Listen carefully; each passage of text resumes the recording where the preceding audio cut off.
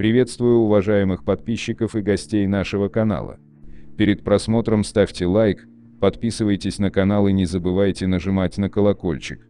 В конце июля 2020 года вор в законе Хаджибий Лаганский отправился на 19 лет в колонию за то, что в апреле 2012 года в центре Москвы расстрелял Ильгара Данабаша, и советником деда Хасана, на тот момент самого влиятельного криминального авторитета на всем постсоветском пространстве. Убийство Данабаша стало поворотным моментом в войне воровских кланов. По сути, это было началом конца преступной империи некогда всесильного деда Хасана. О том, как было раскрыто это преступление, рассказали сотрудники Главного следственного управления Следственного комитета России по Москве, принимавшие участие в расследовании. Ильгар Алиев, известный в криминальных кругах как Ильгар Данабаш, ближайший соратник и советник лидера преступного мира России Аслана Усаяна, был убит 19 апреля 2012 года в центре Москвы, на улице Пресненский вал, напротив известного клуба «16 тонн». Киллер стоял на тротуаре и ждал, когда с ним поравняется белый ленд-крузер Алиева. Пропустить машину он не боялся, в будний день на Пресненском валу всегда пробка, и машины здесь больше стоят, чем едут. Около 15:15 известный автомобиль попал в поле зрения стрелка. Киллер сошел с тротуара на проезжую часть, обошел троллейбус, на ходу достал из-под свитера пистолет, подошел к водительской двери ленд-крузер и дважды выстрелил в Алиева, а затем в его спутницу, сидевшую на переднем сиденье. Женщина в тот момент говорила по телефону, держа его в левой руке. Пуля пробила кисть, потом аппарат Nokia и попала в голову. Женщина выжила, но, как оказалось, лицо стрелявшего она рассмотреть не успела. Зато стрелка хорошо разглядели два других свидетеля: пассажир троллейбуса и женщина-водитель в одной из соседних машин.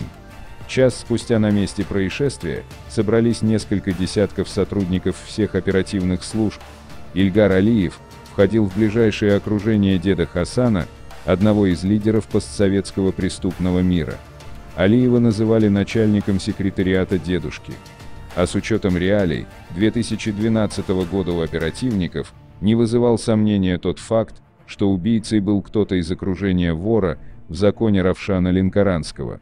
Как объясняет полковник юстиции Алексей Пищулин, глава Следственного управления Следственного комитета России по Северо-Западному округу Москвы, под его руководством расследовалось это дело, тогда было хорошо известно, что между кланами деда Хасана и Равшана Ленкоранского шла война за контроль над рынками в московском регионе, которая началась еще в 2008 году. Ильгар Данабаш по сути был стратегом, мозговым центром этой воровской войны. Оперативники МВД и ФСБ очень скоро предоставили нам информацию, что именно Алиев был смотрящим за рынками и овощными базами. Он обеспечивал покровительство и защиту от нападений для компаний-владельцев рынков, а также добивался получения кредитов и возврата долгов. По словам полковника Пищулина, именно Данабаш, ключевая фигура в империи деда Хасана, отвечал за коррупционные связи в правоохранительных и контрольных органах, а потому хранил в голове много информации. После его гибели дед Хасан быстро утратил контроль за крупнейшими плодоовощными базами столицы, в частности, за Бирюлевской, а она одна приносила в общак дедушки около 9 миллиардов рублей годового дохода. Несмотря на понятный мотив преступления, кто именно стрелял в Данабаша, сразу после убийства было неясно. Очень скоро выяснилось, что убитый Ильгар Данабаш формально числился администратором ресторана «Каретный двор» на Поварской улице в центре Москвы, а это была московская штаб-квартира деда Хасана. К слову, раненая спутница Данабаша, его гражданская жена с 2008 года, работала в том же ресторане официанткой. До начала 2013 года расследование уголовного дела о громком убийстве на Пресненском валу результатов не приносило, никто из окружения убитого вора в законе никаких показаний не давал. А порой следователи сталкивались и с откровенным враньем. Так, директор каретного двора заявила, что именно она предложила Данабашу стать администратором ресторана.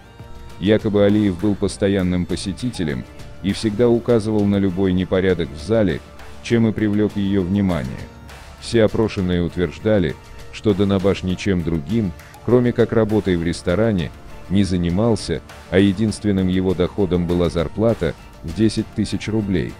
Даже девушка, получившая во время покушения пулю в голову, утверждала, что совсем не в курсе дел вора в законе, мол, все переговоры он вел только на азербайджанском, а ей этот язык неизвестен.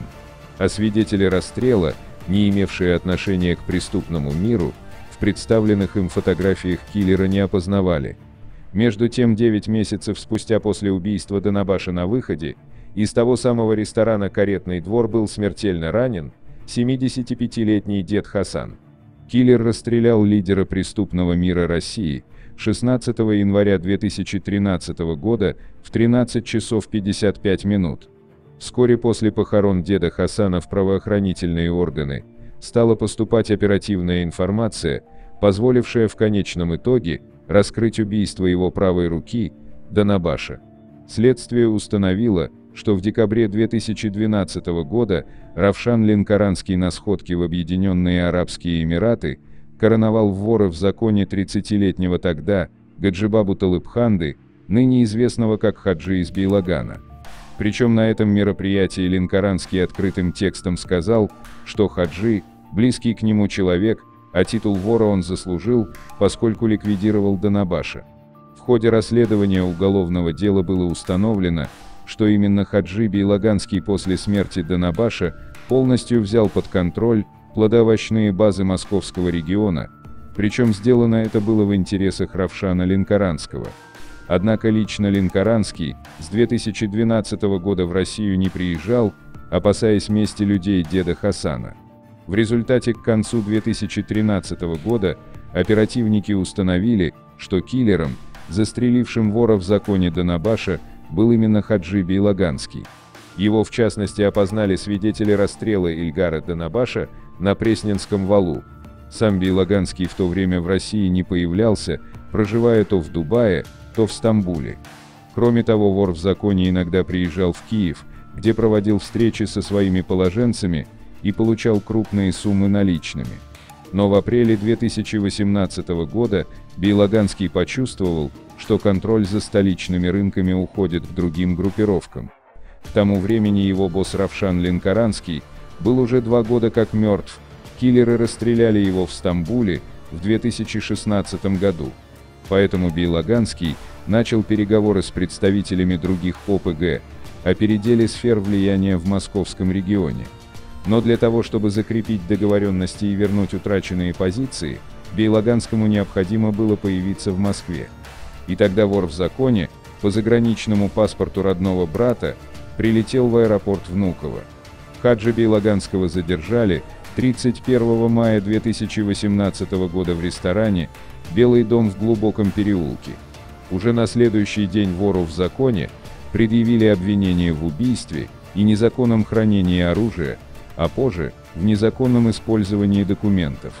Самым сложным в ходе следствия оказался сбор доказательств, которые могли бы убедить не профессиональных судей, а присяжных. Вор в законе Бейлаганский искусственно создавал себе алиби, которые приходилось опровергать, собирая данные о пересечении им границы России и об обстоятельствах его деятельности. Как отмечает полковник Пищулин, следствию пришлось брать под охрану свидетелей, которые опознали в Хаджи Бейлаганском киллера. При этом защита вора в законе активно противодействовала следователям, она находила фальшивых свидетелей и подделывала копии документов. А оригиналы паспортов, по которым передвигался Бейлаганский по всему миру, его адвокаты просто отказались предоставить следствию.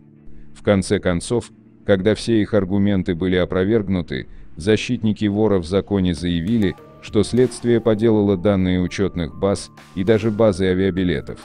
Но присяжные, изучив все материалы уголовного дела, единогласно пришли к выводу, собранные следствием доказательства однозначно указывают, что убийство Ильгара Данабаша совершил именно Хаджи Бейлаганский. Его приговорили к 19 годам лишения свободы в колонии строгого режима. Адвокаты Хаджи Бейлаганского обжаловали приговор, но Верховный суд оставил его в силе. 5 июля вор в законе, убивший ближайшего помощника деда Хасана, был этапирован в колонию.